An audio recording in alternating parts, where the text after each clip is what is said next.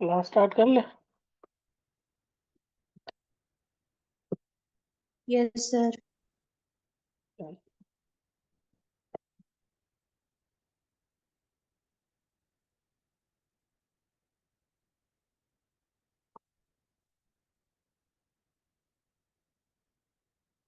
Same पिछली वाली class का फॉर्मेट होगा। मैं केस लगाऊंगा और आप लोग डायग्नोसिस बताएं, जल्दी जल्दी गो थ्रू करेंगे। मैंने जीओटी जीआईटी साथ करना था, लेकिन इसके मैंने काफ़ी 46 से 47 केसेस कवर किए, उसमें भी काफ़ी चीज़ें रह गई हैं। तो जो केसेस रह गए वो मैं आपको वर्बली बताऊंगा, वो आप लोग देख लेना। एंड में वर्बली देखेंगे कौन कौन से केसेस आपको करने चाहिए। ये केस नंबर 1। कुछ केसेस मैंने पहले भी दिखाए हुए हैं।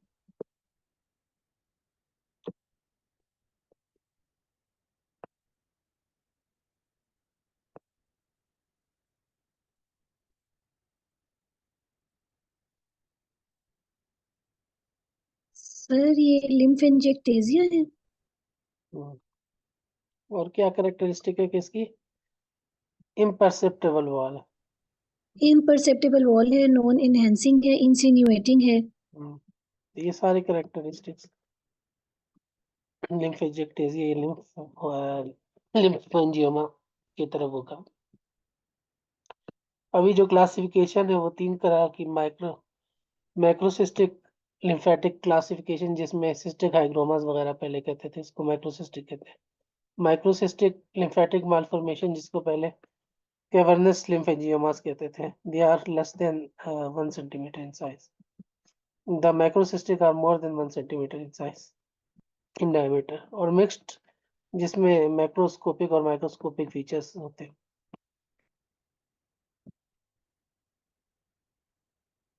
तो ये होमोजीनस होते हैं, लेकिन इन होमोजीनस भी हो सकते हैं प्रोटीनेशियस कंटेंट के लिए। इम्परसेप्टेबल वॉल होती है, और इनका कंप्रेशन और मैस इफेक्ट जो होता है वो बहुत मिनिमल होता है। तो ये करेक्टरिस्टिक्स होती है। ये सिम्टोमेटिक को तो फॉलो अप करते हैं। अगर पेशेंट को सिम्टम्स दे रहे हैं कोई, तो फिर उसमें एस्पायरेशन और स्क्लेरोटिंग एजेंट्स वगैरह यूज कर लेते हैं। रिकरेंट रेट इसकी बहुत लो होती है। ये केस भी हमने पहले देखा था।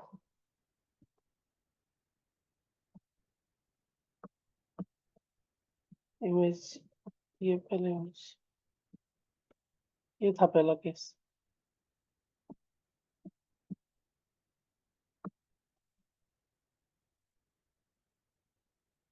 ये सेकंड केस भी हम डिस्कस कर चुके थे कि डायवर्टिकुलाइटिस था, साथ ये फैट्स डायवर्टिकुला था, साथ डायवर्टिकुलाइटिस था, फैट्स रनिंग थी। फिर हमने उसमें उसकी क्लासिफिकेशन भी पहले डिस्कस की है, क्लास की। ये क्लासिफिकेशन स्टेजेस हमने डिस्कस की थी पिछली क्लास में। और इसमें पेशेंट को हाई फाइबर डाइट, और अगर डायवर्टिकुलाइटिस हो गया तो एंटीबायोटिक्स, आईवी फ्लूइड और बाउल रेस्ट करते हैं। और अगर पेरिटोनाइटिस हो गया तो उसमें सर्जरी करनी होती है। तो स्टेज 3 स्टेज 4 इमेजिंग में हम कोई डिफरेंशिएट नहीं कर सकते, हमने जैसे कहा था, क्योंकि एक में फीकल पेरिटोनाइटिस होता है और एक में पेरिटोनाइटिस होता है, और दोनों में फिर सर्जिकल मैनेजमेंट होती है। केस 3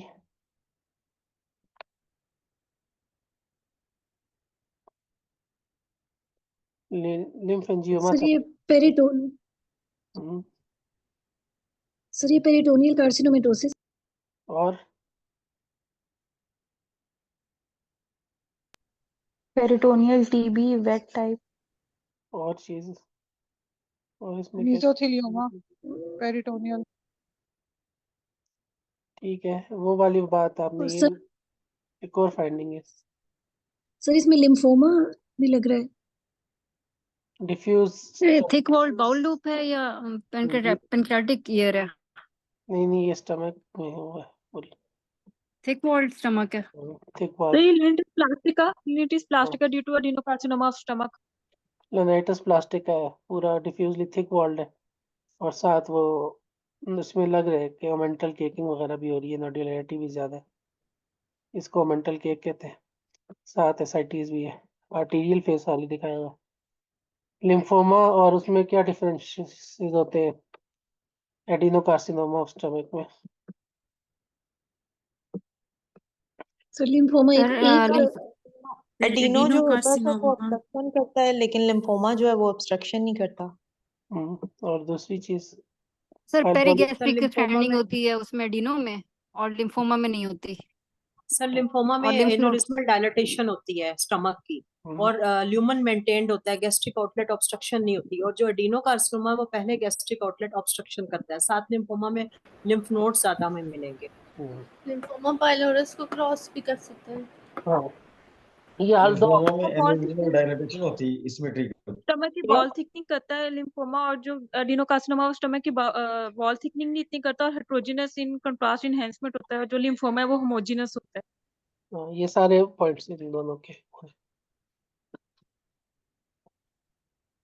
हमारे पास एक केस आया था ना, वो भी मुझे, तब मैं बहुत जूनियर था, तो उसमें इस तरह का केस था कि वो उसने पैथोलॉजिस्ट ने लिम्फोमा दिया था, लेकिन उसमें कैरेक्टरिस्टिक्स एडिनोकार्सिनोमा वाली थी।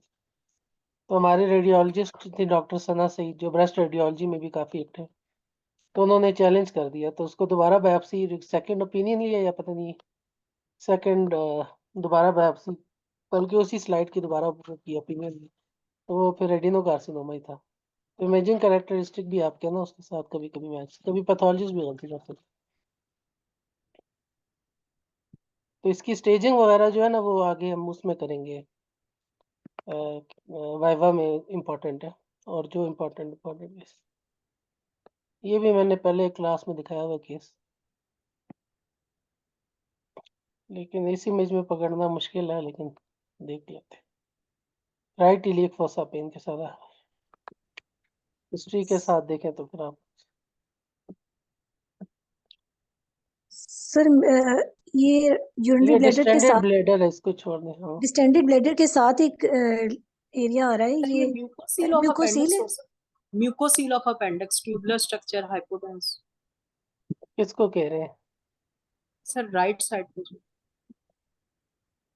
ये सर नहीं सर बाउल इससे के और एडजेसेंट ना लेटरल। एक्सेल इमेज पे, ये जो एक्सेल, लगाया हाँ जी ये वाला। हाँ, इसमें देखें, इसमें थोड़ी स्ट्रैंडिंग भी है और फैट डेंसिटी है सेंट्रल, और सर ये पेप्टिप्लॉइड। अपेंडिसाइटिस हो सकती एपिप्लोइक है। अपेंडिजाइटिस। एपिप्लोइक एपिप्लोइक है अपेंडिजाइटिस। सर। और ये जो आ रहा है ना ऊपर, ये वाली चीज, ये अपेंडिक्स है, ये टिप ऑफ द अपेंडिक्स की एपिप्लॉइक अपेंडिजाइटिस की। टॉर्चरस सा था, तो इसमें लगाना मुश्किल था, वो क्या कहते हैं कि आपको सही तरह बताना मुश्किल था। असल में अपेंडिक्स इतना टॉर्चरस सा था, और उसकी टिप पे एपिप्लॉइक अपेंडिजाइटिस। तो सर एपिप्लॉइक इसको अपेंडिजाइटिस इन द टिप ऑफ म्यूकोसील से कैसे डिफरेंशिएट करेंगे? म्यूकोसील में तो वो फ्लूइड फिल्ड वो होगा ना, डिस्टेंडेड। फ्लूइड है कि नहीं इसमें, फैट डेंसिटी। इसमें फैट डेंसिटी के साथ हाइपर वो डेंस उसकी वॉल जो एक साइन होता है, ये देखें, और थोड़ी स्ट्रेंडिंग भी है उसमें, बिल्कुल क्लीन होता है जो म्यूकोसील होता है वो है। और ये डिस्टेंडेड स्टमक था, तो ये सिंगल इमेज में जरा मुश्किल था, लेकिन ये टिप ऑफ द अपेंडिक्स का एपिप्लॉइक अपेंडिजाइटिस।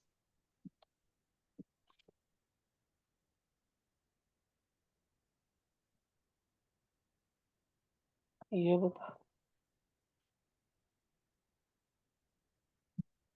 तो ये पेल्विक लाइपोमाटोसिस है। पेल्विक लाइपोमाटोसिस। और ये किस चीज के साथ एसोसिएटेड है? Sir lateral deviation of bilateral ureters. हम्म,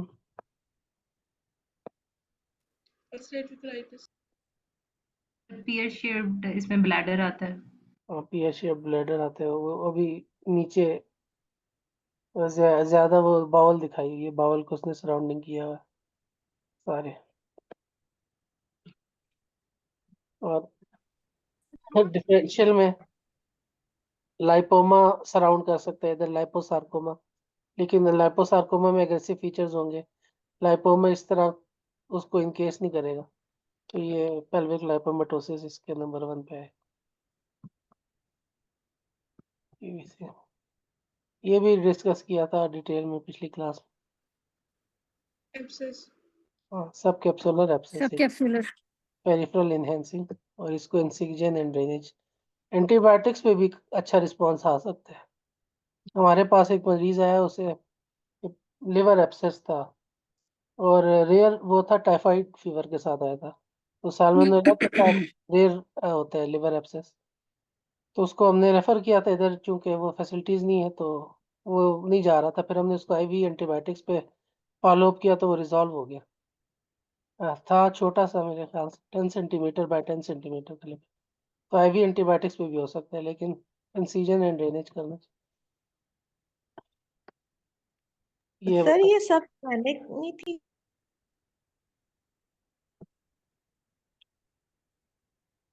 ये लिवर के ऊपर है ना ये, और उसके ये बता रहे।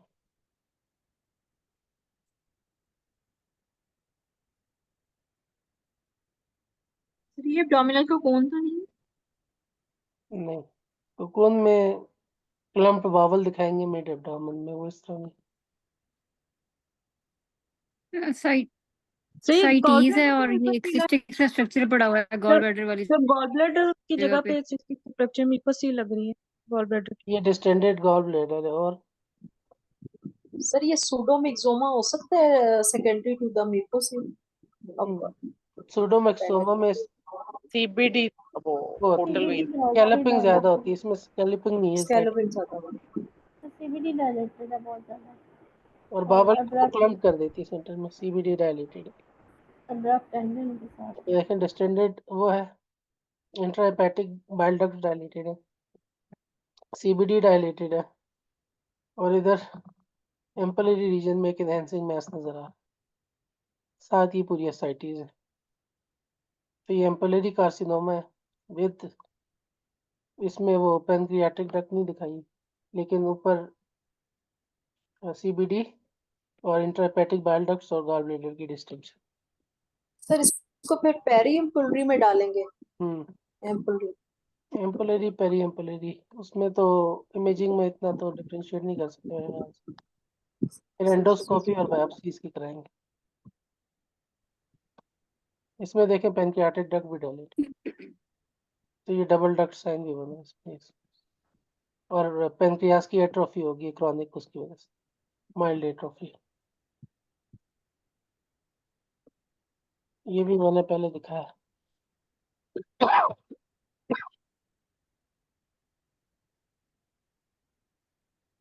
सही डबल बबल आ रहा है ड्यूडिनल एटरीजिया।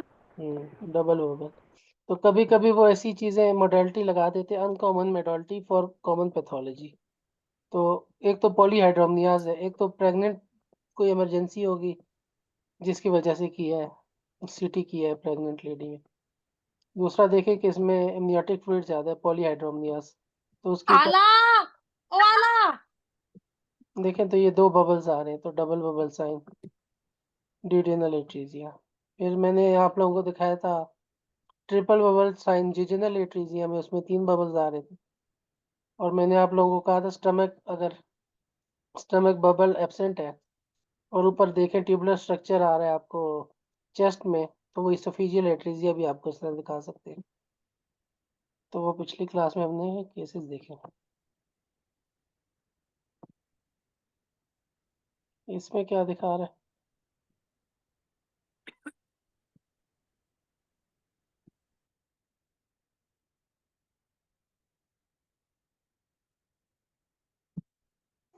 सर ये हेपेटिक पहली बात है, और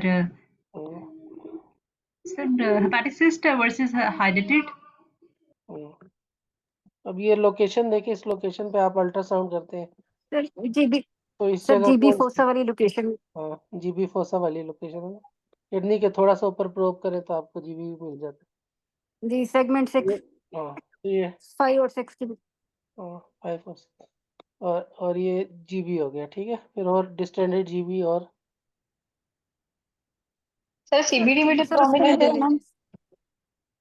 सर मेरी सर जी इसमें सिंड्रोम तो नहीं है? इनहेंसिंग प्रॉपर्टी से आ रहा है वॉल में। सर उसके अंदर एनहेंसिंग मैस आ रहा है। ये तो ये गॉल ब्लैडर सीए का केस था और ये उसके अंदर एक एनहेंसिंग कंपोनेंट था। अब इसके साथ एक और चीज आ रही है, ये दिखाए हुए केसेस हैं, आगे सर नए वो केसेस आगे आएंगे। Sister Mary peritoneal Joseph nodule. Nodularity, और peritoneal nodularity. Sister Mary Joseph nodules है। सर मैरी इससे जोसेफ रिजल्ट नोड्यूल। इसमें एनहेंसिंग मैस अम्बिलिकल रीजन में भी आ रहा है। तो ये सिस्टर मेरी जोसेफ नडीर, ये बताएं जी।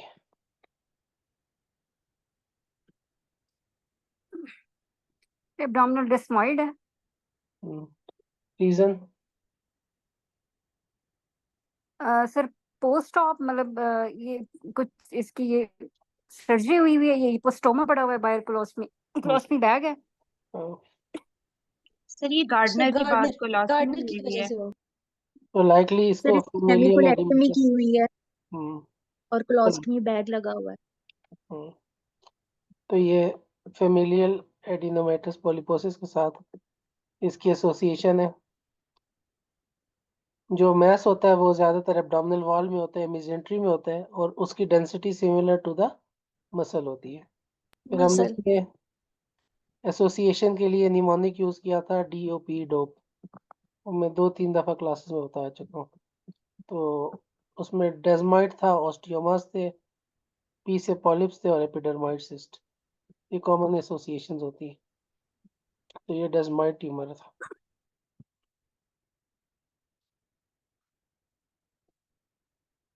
इसमें होता है